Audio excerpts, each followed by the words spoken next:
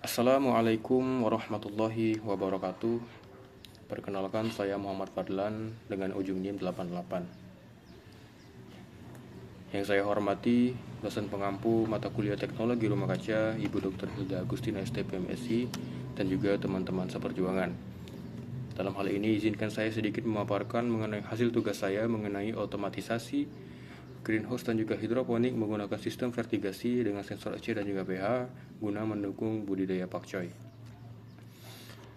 Budidaya hidroponik khususnya pada tanaman pakcoy masih tergantung pada nutrisi, khususnya nilai electrical conductivity dan juga pH yang mendukung tanaman dalam menyerap unsur hara.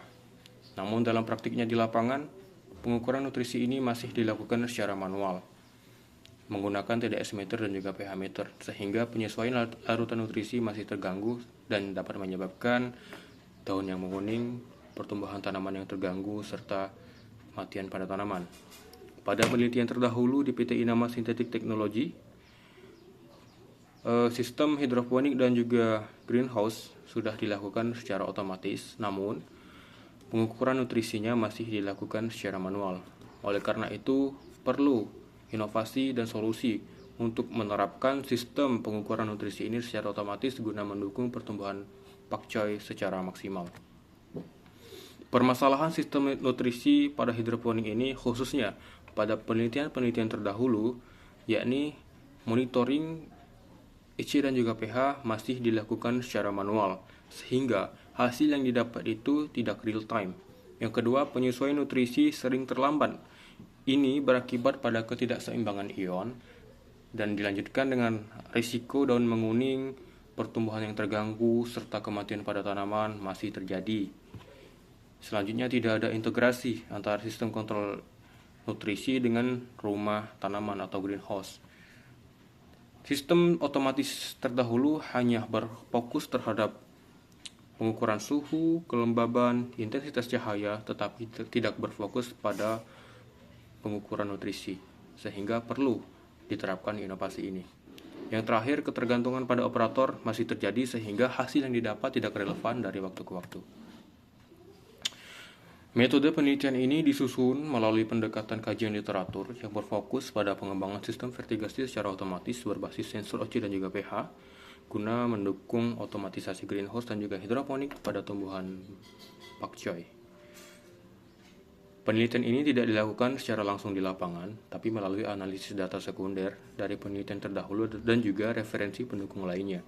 Metode penelitian ini mencakup identifikasi permasalahan nutrisi hidroponik, perumusan kebutuhan sistem, serta penyusunan rancangan alat yang meliputi alur kerja sensor, mekanisme pembacaan data real time, dan penyesuaian nutrisi secara otomatis dalam menggunakan pompa. Pendekatan ini digunakan untuk menilai potensi penerapan sistem vertigasi secara otomatis sebagai solusi dalam meningkatkan efisiensi dan juga akurasi pada pengelolaan nutrisi pada tanaman. Namun dalam sistem ini terdapat kelemahan khususnya pada penelitian terdahulu yang dimana pada PT Inama Sintetis Teknologi pengaturan suhu, kelembaban, pencahayaan dan juga irigasi sudah dilakukan secara otomatis sehingga pendukung peningkatan pertumbuhan dan hasil panen pakcoy. Namun, pengukuran nutrisinya masih dilakukan secara manual. Ini berakibat pada pemberian nutrisinya yang masih terganggu sehingga nilai EC dan juga pH masih dipantau secara manual yang sehingga pemantauannya itu tidak dapat dilakukan secara terus-menerus dan berpotensi menyebabkan ketidaksesuaian nutrisi. Pemantauan manual ini membuat nilai EC dan juga pH mudah berubah tanpa terdeteksi sehingga koreksi nutrisi sering terlambat. Ini menyebabkan penyerapan hara dan memicu stres pada tanaman seperti pertumbuhan yang terlambat, daun yang menguning atau juga mengakibatkan kematian pada tanaman. Inovasi sistem vertigasi EC dan pH ini memiliki beberapa keuntungan. Yang pertama, pemantauan EC dan juga pH dapat dilakukan secara real time, di mana sensor EC dan juga pH membaca kondisi nutrisi setiap saat, sehingga perubahan dapat diketahui walaupun sekecil apapun lebih cepat dibanding dengan metode manual. Penyesuaian nutrisi secara otomatis ini dapat dilakukan Dengan penyelesaian nutrisi secara otomatis ini, ketika EC turun di bawah standar, maka pompa akan secara otomatis menambahkan larutan nutrisi secara pekat. Dan jika larutan ini terlalu pekat, maka pompa juga akan mengeluarkan air secara otomatis untuk melarutkan nilai larutan nutrisi tadi yang pekat, sehingga larutan akan encer.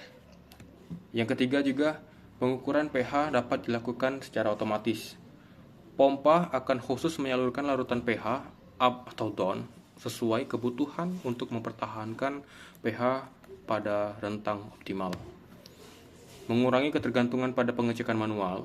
Jadi proses monitoring ini dan penyesuaian berlangsung secara otomatis sehingga tidak memerlukan pemeriksaan berkala menggunakan TDS meter dan juga pH meter.